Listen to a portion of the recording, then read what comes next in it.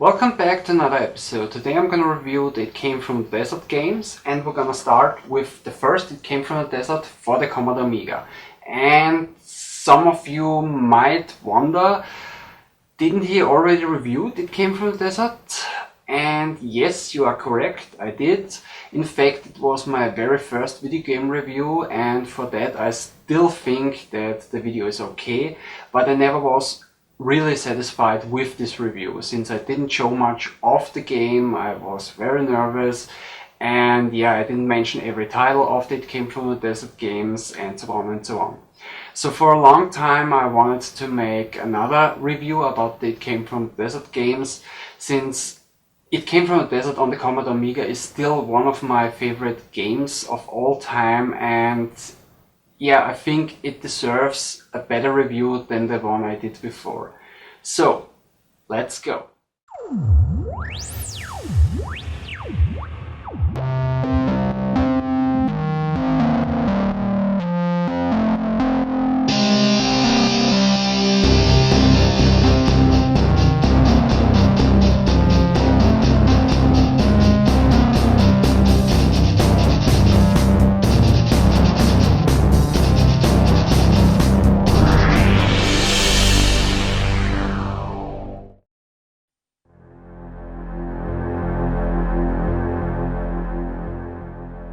The desert, unchanged for millions of years, yet witness to a biblical prophecy come true that one day the meek shall inherit the earth.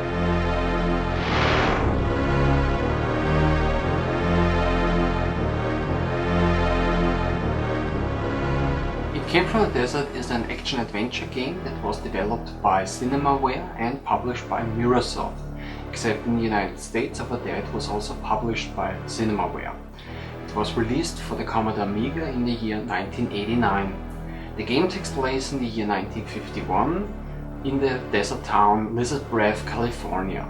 You play Dr. Greg Bradley, a geologist and a relative newcomer in town, who have come to study the meteorite fragments in the surrounding desert. Recently back from a much-needed vacation, you have been informed that a meteor crashed into the nearby mountains a week before, and the local prospector has already been sent to collect fragments of this meteor, and you can hardly wait his return. That's the background story, and that's where the game starts. What you don't know yet, but very soon discover, is that the meteor was highly radioactive, and because of the impact, the surrounding area was strongly contaminated, leading to a rapid mutation of the native ants, Pogonomyrmex rugosus, of that area. Normally those ants have a size of between 7 to 12 millimeters, but they have mutated to a size of about 6 to 8 meters. And the town Lizard Breath will become a threat to the colony sooner or later. Now it's your task to get as much information as you can about the ants. Then you have to convince the people of Lizard Breath, especially the mayor, of the existence of those creatures, to get support from the National Guard. Stop the ants wherever you can, find the nest, destroy the nest and the ant queen.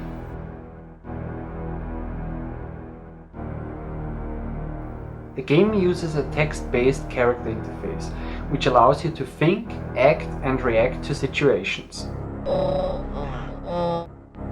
Also, the other characters in this game will act or react to their surroundings depending on the situation and their personality. Every time a decision has to be made, a menu will appear which shows you the available choices that you have in the current situation. Sometimes one of the choices will flash on the screen, which is a temporary situation that can be acted on quickly, like the phone is ringing or somebody's knocking on the door. Two of the most frequent decisions that you have in this game are go to map and make a call. With Go To Map you can travel to every location in and around the town Lizard Breath, and in every location that has a phone you can make a call. There are a lot of locations that you can and also have to visit. There's your home, a small ranch house, a radio station, a gas station, the local newspaper, a police station, the local pub, a laboratory, a hospital, an ore plant, 3 ranches, a drive-in, an armory of the National Guard, a quarry, a fortune teller, an airfield, the mayor's office, the Neptune Hall, 5 mines, 3 pump stations, and 3 volcanic cairns, and a construction site. So there's a lot for the player to explore. There is only one location that you can't visit, the weather station. But you can call them and get the weather forecast of today. Doesn't sound very interesting, but the weather influences the behavior of the ants. One of the most important buildings in this game is the laboratory, which is run by Dr. H.G. Wells. He's a loyal ally who supports you with his knowledge about ants, and what's more important, he analyzes all the evidences that you need to convince the mayor. 4 evidences must be found: a creature's track, a body part, a fluid, and a recording of their sounds. The best way to get most of the evidences is by tracking down and fighting these creatures wherever you can. That can happen on purpose because you go to a location which already smells like trouble, since nobody's responding from there anymore, or accidentally, like in the middle of a conversation. When this happens, then you have to fight an ant in a kind of a first-person shooting level. Armed with a pistol, you have to shoot the antennas of the ants to stop them. You don't have a crosshair that helps you with your aim, only a little flash that shows you where the bullet strikes. So aiming is a little tricky. Also, you have only a couple of bullets in your clip. Greg will reload the gun should you run out of bullets, but it takes some time to do that. In rare cases, the ant escapes during the reloading. But for the most part, they use the time to storm at you, leaving you only with a few seconds left to stop the monster.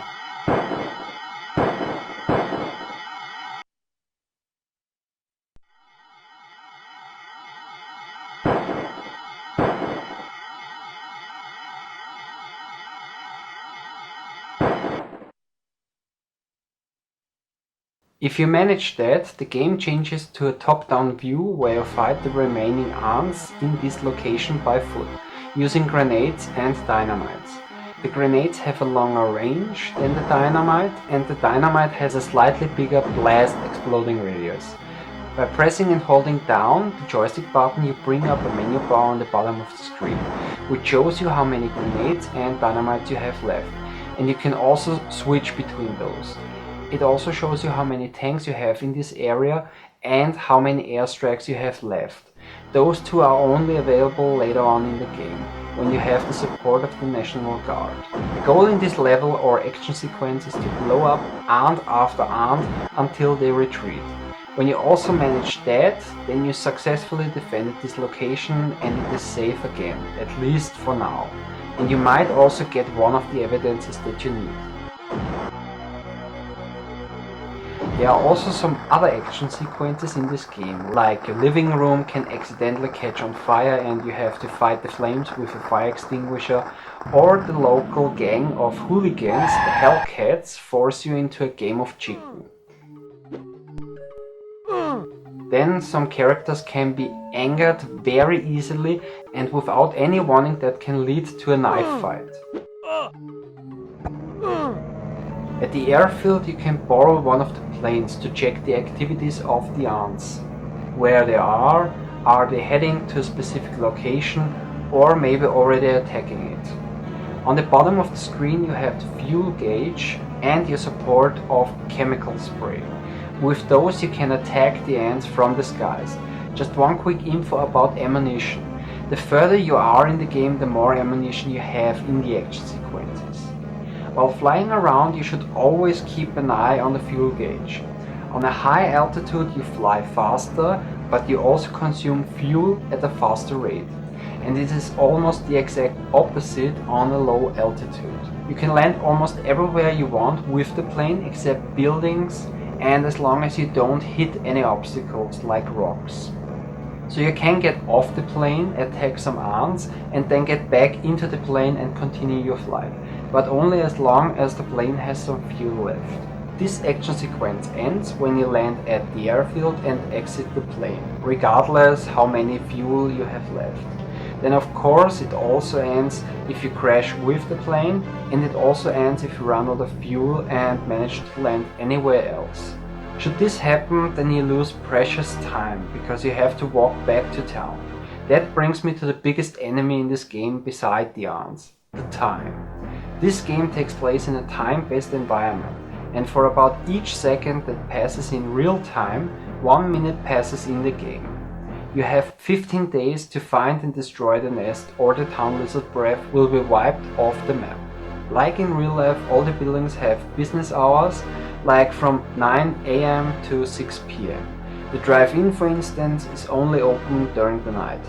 Traveling from one location to another also takes some time, and depending on the distance, you will need more or less time to get there. The travel time will be always displayed in the location icon on the map, underneath the location name, as ETA, which stands for Estimated Time of Arrival.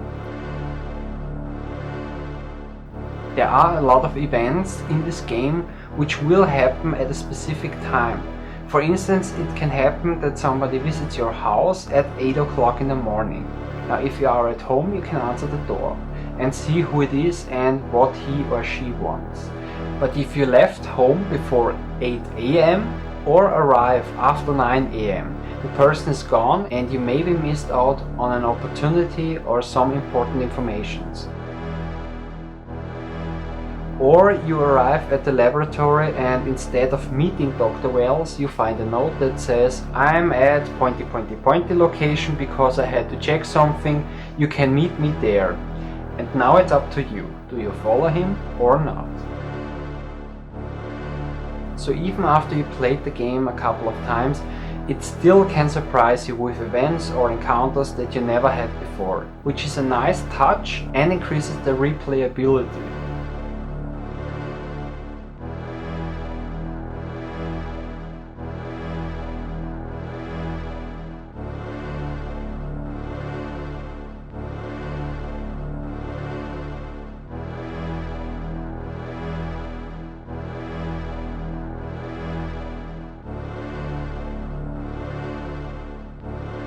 One thing that sets this game apart from others is that you can't die in this game. Now I know today there are a handful of other games where the player can't die because, let's say, you can turn back time in this game or you actually play as Death himself. But keep in mind, this is a game from 1989, so this was very unusual. Now it doesn't matter if you crash with your car or the plane, get stabbed in a knife fight, get blown up, collapse in the desert sun or during firefighting, or if you get attacked by one of the ants. You always wake up in the hospital, and depending on your injuries, you have to stay there for a while. That can range from you have to stay overnight to you have to rest for the next 2 days. If you want, you can accept the treatment, but you lose precious time. So you also have the option Escape Hospital. This is also an action sequence from a top-down view where you have to make it from your room on the 2nd floor to the main entrance on the 1st floor, without getting caught by one of the nurses or doctors or one of the 2 guards at the entrance. You don't have any weapons and you also can't defend yourself in this sequence. You can hide in beds or under tables, and if you need some extra speed, try to find one of the wheelchairs. If you manage to escape the hospital, then you continue the game without losing any more time. If you get caught, you get strapped to the bed and then you have to accept the treatment and continue afterwards.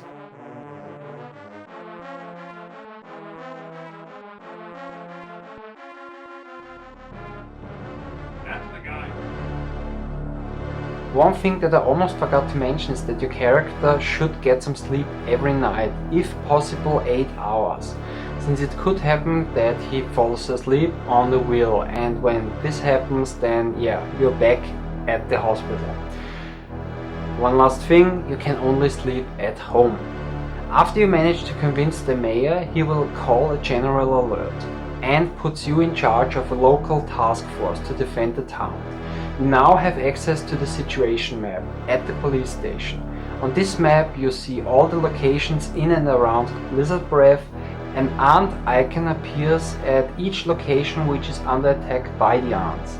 At the bottom of the screen you have a menu bar that shows you human resources.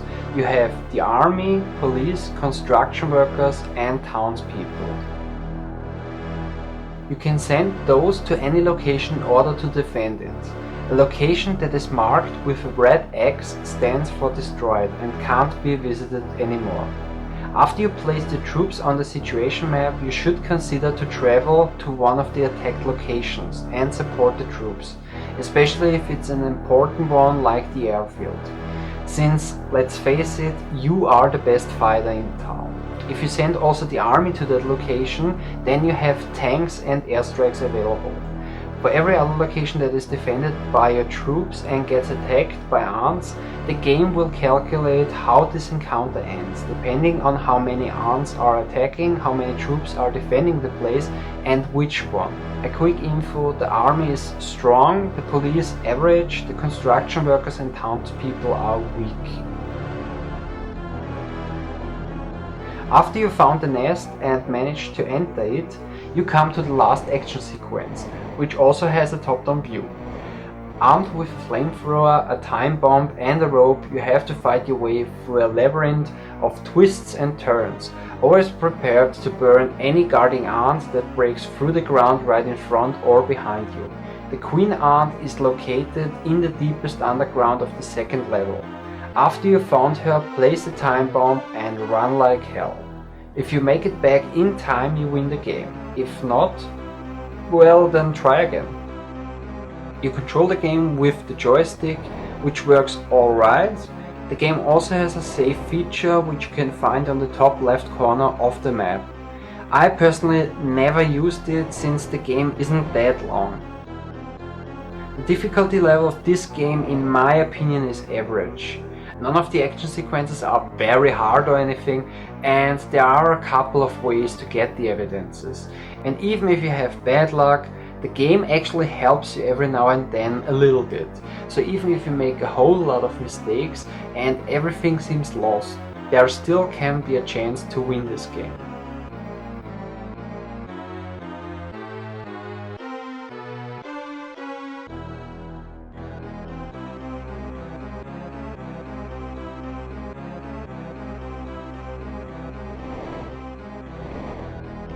Came from a Desert has a cinematic presentation with beautiful graphics and a very cool soundtrack, which is pretty gloomy for the most part, but it fits the atmosphere perfect. And also the atmosphere in this game is so amazing, and it really makes you feel like you're the main character in a horror science fiction B-movie, which is no coincidence since this game is a spin-off of the giant bug movies from the 1950s and 60s, such like Tarantula or Formicula. Formicula is the German title of the movie. The original title was Them, and it is known that the developers from Cinemaware were inspired by this movie to make the game. For me, actually, It Came from the Desert is the unlicensed game of Formicula, and because it feels like you play the first half of the movie. And there are also other similarities. Dr. H.G. Wells from the game looks almost exactly like Dr. Harold Medford from the movie, and yeah, he also helped the people with his knowledge about ants, how to stop the ants, then how to find the nest, and in the end how to destroy the nest. So it is really a cool movie, Formicula or Them, that I would highly recommend, and of course I would highly recommend It Came from the Desert for the Commodore Amiga. Okay, but now we continue.